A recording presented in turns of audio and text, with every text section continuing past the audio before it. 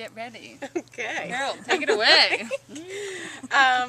Well, just to kind of frame it, I'm going to spend a little time just telling you how I started, and then and my background, and then kind of where I am and where I'm going. And so I actually grew up at a time and graduated from college when everybody was going to Wall Street, and nobody gave two Twinkies about food, and, or maybe they only cared about Twinkies. But, you know, we just took it for granted. We didn't think about it that much. I grew up in a 3-generation household with my Italian grandparents and my parents, and my grandmother made everything from scratch, and I thought this was normal. And then you go out into the world, and it's not normal at all. And then I started hearing about slow food, and I'm like, what is that? And I'm like, slow food? I lived slow food. My grandmother made slow food.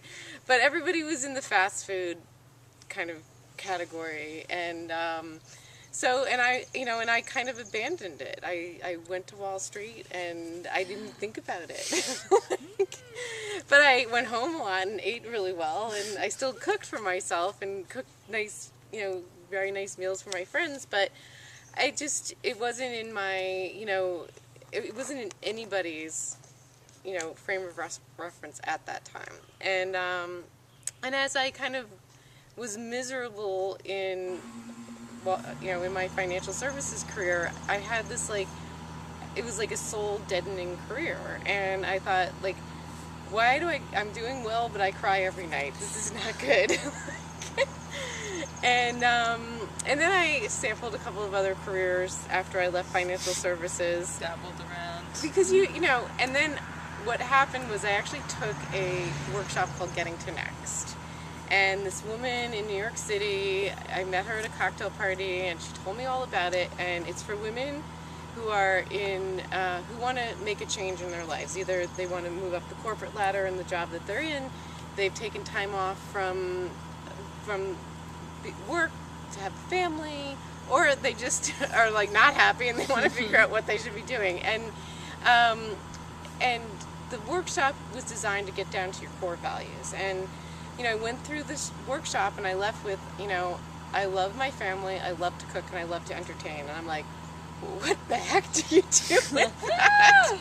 And so it was in me all of a sudden, and I knew that I needed to do something with food. And I thought, well, should I have a restaurant? Everybody says I'm a really good cook, and I thought, well, I don't know if I really want to be like a cook.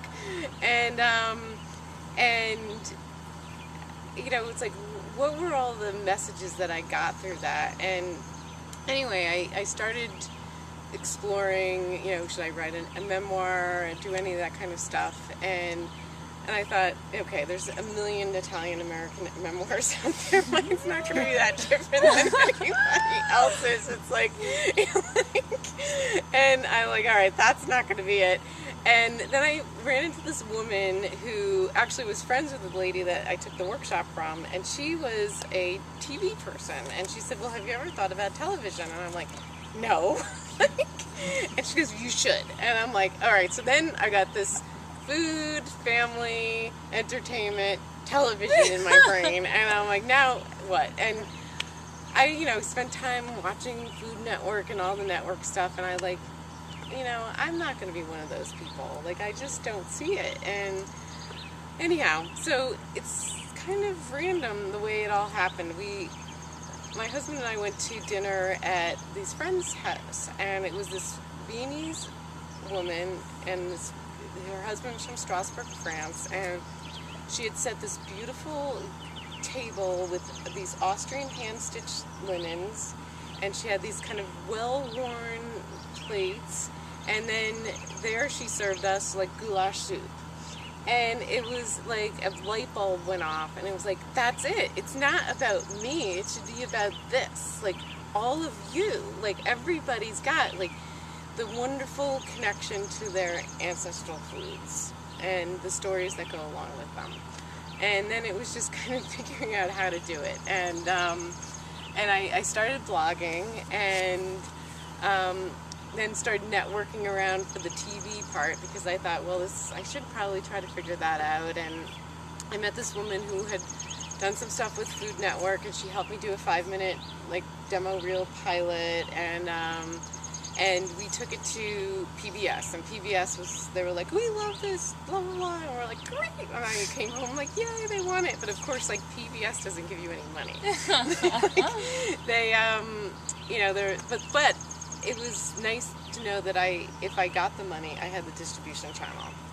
And so I went out to try to raise money, and this was in 2009, and it was just after the financial collapse. And I got, oh, that's a really nice idea, no.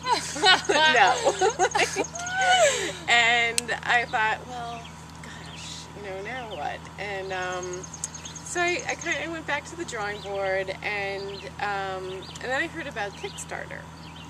And at the time I just had a blogger blog, and it really was just, my random thoughts on food and cooking and farming and all this other stuff. And I decided I needed a real website. And at first I thought I was going to do WordPress because that seemed to be like what everybody was doing. And but then I looked at all these food WordPress websites. They all look the same.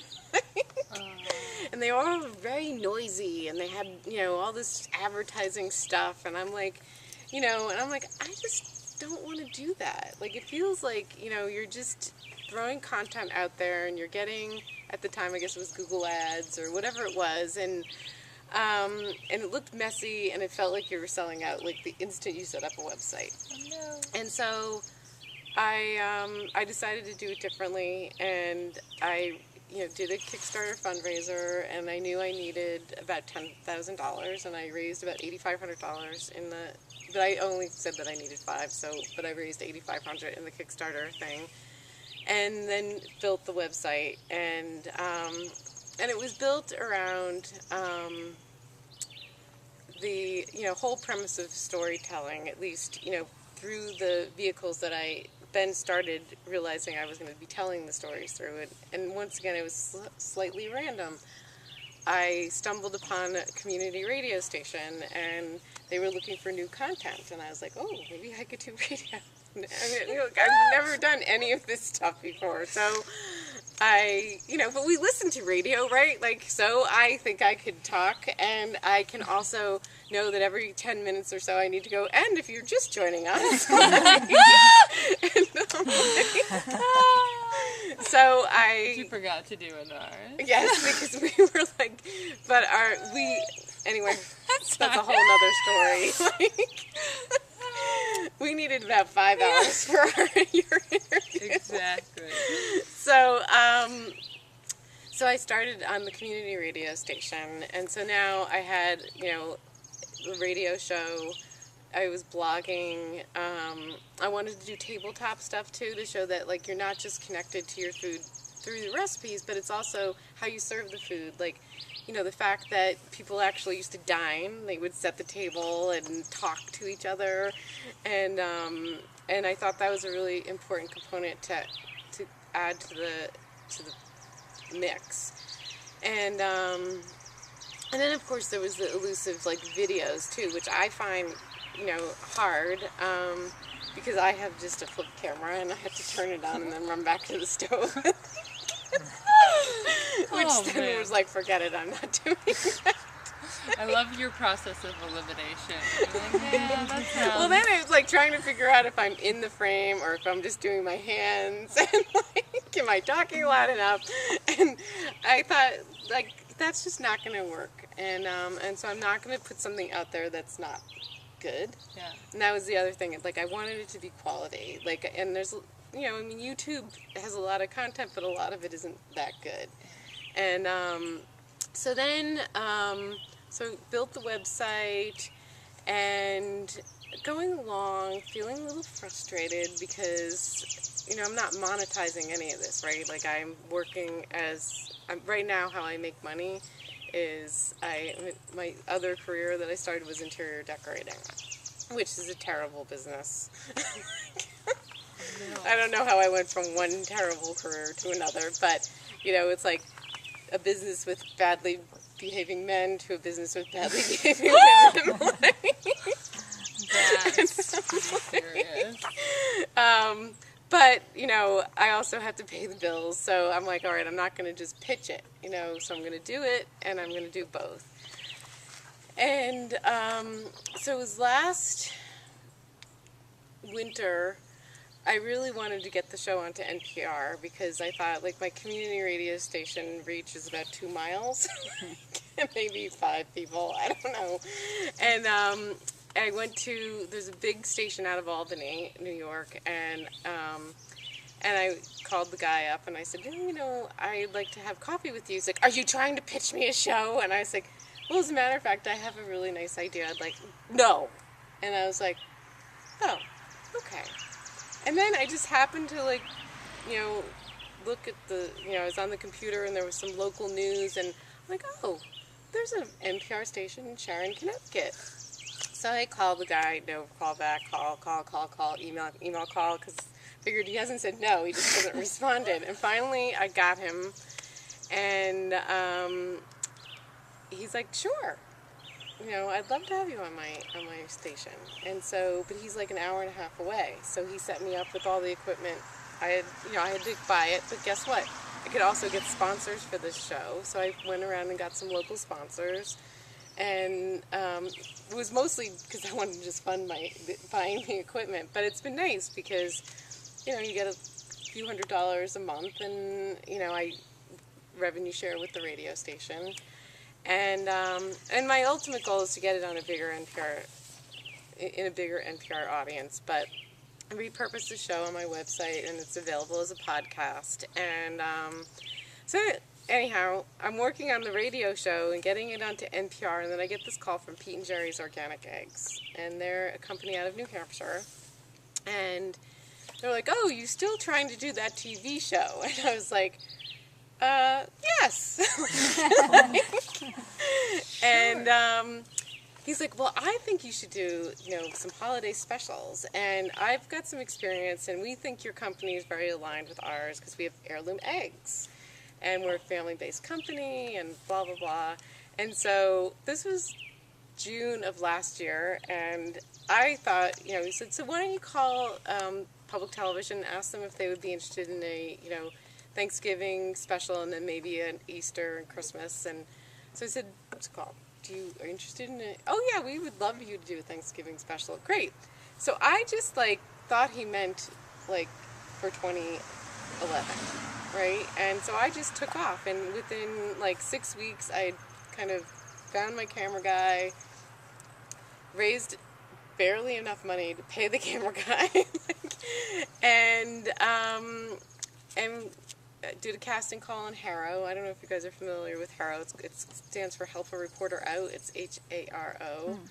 And you can put, actually, you should know about this because you can get reporters all over the United States are posting, or writers and bloggers are like looking for, casting call for, you know, and you can just send your information. So I figured, well, I'll just put a casting call out on Haro. And so I got like 75 people, you know, apply for being on the Thanksgiving special, and sent out a newsletter.